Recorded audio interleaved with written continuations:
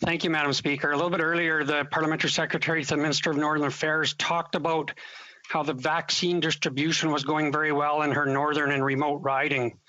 Now the Parliamentary Secretary to the Minister of Veteran Affairs spoke proudly of the wonderful job the government has done in securing vaccines.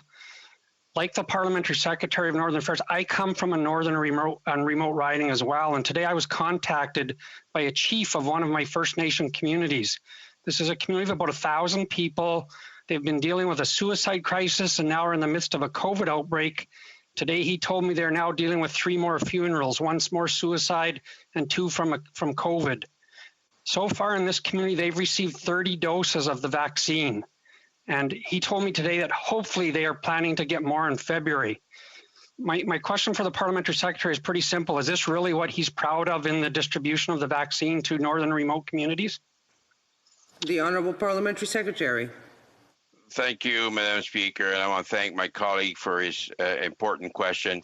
As he well knows, we have negotiated one of the most extensive protocols or vaccines candidates in the world, and that the vaccines are coming in various candidates. There are more candidates being added as we move forward, and we're distributing them as best as we can to try to reach to as many Canadians that are most needed, of course, initially. And we have been very successful in doing so.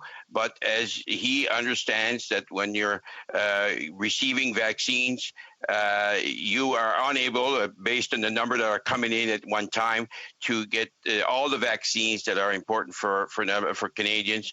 We are working on that. We have a plan, and the plan is moving forward. There's going to be some challenges here or there, but the objective is that we are able to respond and get the vaccines as quickly as possible, as many as possible, to Canadians right across this great country.